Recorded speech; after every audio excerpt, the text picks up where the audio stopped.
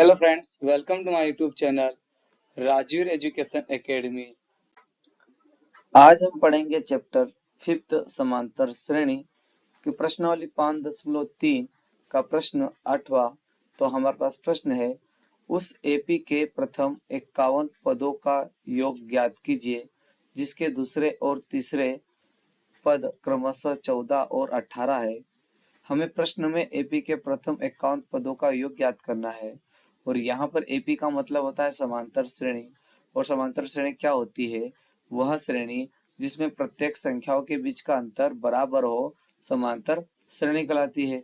और हमें प्रश्न में दिया है समांतर श्रेणी का दूसरा पद 14 है और तीसरा पद 18 है। तो हम इस प्रश्न के अकॉर्डिंग गिवन डाटा लिखेंगे। तो हम लिख देंगे कि दिया है दूसरा पद a2 बराबर 14, यहाँ a2 दूसरे पद को दर्शाता है और हमारे पास समांतर श्रेणी का दूसरा पद 14 है, तो हमने यहाँ पर कर दिया दूसरा पद a2 बराबर 14।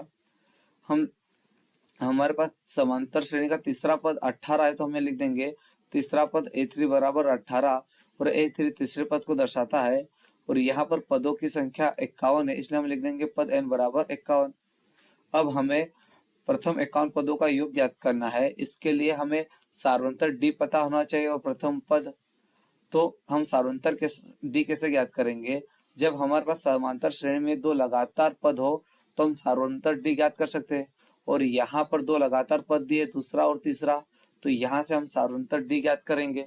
तो सार्वंतर डी का हमारे पास फार्मूला होता है a3 माइनस a2। a3 हमारा तीसरा पद होता है और a2 हमारा दूसरा पद। तो हम तीसरे पद में से माइनस कर देंगे दूसरे पद को, तो हमारे पास सार्वंतर डी आ जाएगा। तो यहाँ a3 का मान हमारे पास 18 है, तो हम a3 के प्लेस पे 18 पुट कर देंगे।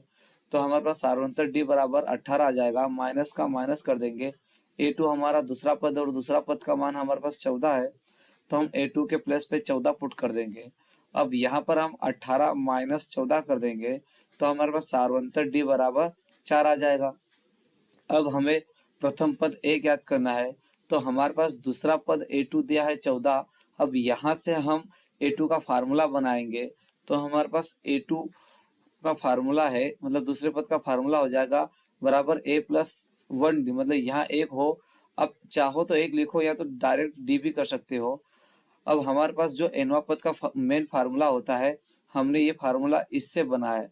यहाँ an का मतलब, यदि हम n का मतलब होता है नंबर ऑफ पद, मतलब एक पर्टिकुलर पद के लिए यहाँ फार्मूला होता है। यदि मैं n के प्लस पे 3 पुट कर दूं तो ये तीसरे पद का फार्मूला बन जाएगा। यदि हम यहाँ 3 पुट करते हैं तो यहाँ पे भी 3 पुट होगा और 3 माइनस 1 करेंगे तो 2d हो जाएगा।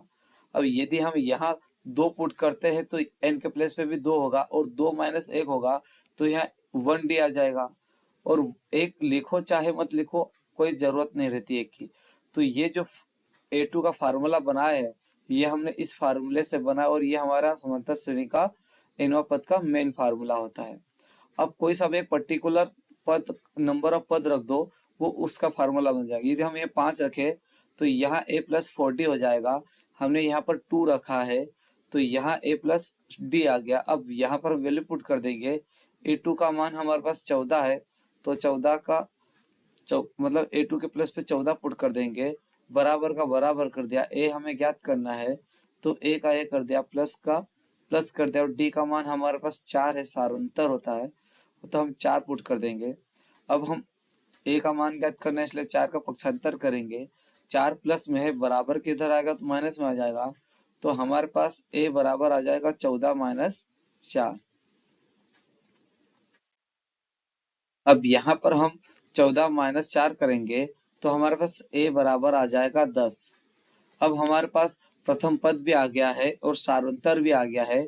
तो हमारे पास समांतर श्रेणी के n पदों का योग ज्ञात करने के लिए फार्मूला होता है। तो हम लिख देंगे यहाँ पे कि AP के प्रथम n पदों के योग के लिए, तो हमारे पास एक फार्मूला है SN बराबर n अपॉन 2 स्क्वायर ब्रैकेट में 2a प्लस स्मॉल ब्रैकेट में n माइनस 1 ब्रैकेट बंद और गुणित में d और ये स्क्वायर ब्रैकेट भी बंद। अब यहाँ पर हम वैल्यू पुट कर देंगे।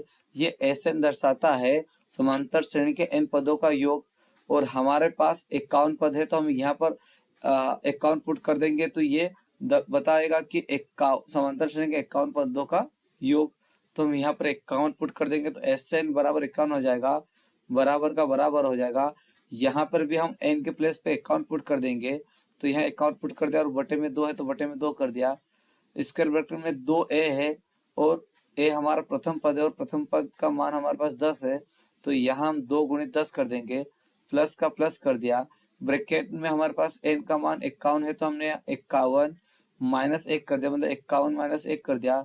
और गुणित में d हमारा सारांतर है जिसका मान 4 है, तो हमने यहाँ गुणित में 4 कर दिया। अब यहाँ पर हम 2 गुणित 10 करेंगे तो 20 आ जाएगा और यहाँ 51 माइनस 1 करेंगे तो 50 आ जाएगा। तो और हम 51/2 को 51/2 लिखेंगे तो हमारे पास S 51 आ जाएगा, 51/2। और यहाँ हमने 2 गुणित 10 किया तो 20 आ गया, प्लस का प्लस कर दिया। 51 में से हमने माइनस कर दिया 1 तो 50 आ गया और गुणित में 4 है तो 4 कर दिया। अब यहाँ पर हम 50 गुणित 4 करेंगे तो 5 चौक 20 और 0 के 0 तो हमारे पास 200 आ जाएगा। तो S 51 बराबर 51/2 का 51/2 एजिटिस लिख देंगे।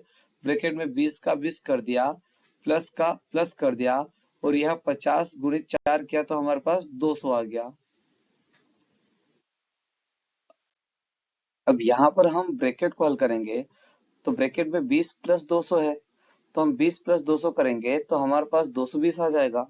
तो हम यहाँ पे लिख देंगे S 51 बराबर 51/2 का 51/2 और गुणित में 20 प्लस 200 किया तो 220 आ गया। अब यहाँ पर हम 2 से 220 को कैंसिल कर देंगे, तो 2 से 220 कैंसिल हो जाएगा तो हमारे पास आ जाएगा 110। तो हमारे पास आ जाएगा X 51 बराबर का बराबर। अब यहाँ 2 से 220 को कैंसिल कर दिया तो 110 बार और 51 का 51, तो हमारे पास संख्या आ जाएगी 51 गुणित 110। अब यहाँ पर हम 51 गुणित 110 करेंगे तो हमारे पास आ जाएगा S 51 बराबर 5610 और ये हमारा आंसर होगा। हमारे पास जो समांतर श्रेणी थी जिसपे 51 पद था, उन 51 पदों का योग 5610 है। तो हम यहाँ पर लिख देंगे कि अतः समांतर श्रेणी AP में प्रथम 51 पदों का योग 5610 है। ये हमारा आंसर होगा। आई होप कि वीडियो को पसंद आया होगा। यदि यह मेरा वीडियो आपको पसंद आया हो तो प्लीज मेरे वीडियो को लाइक करें, सब्सक्राइब करें और शेयर करें। धन्यवाद।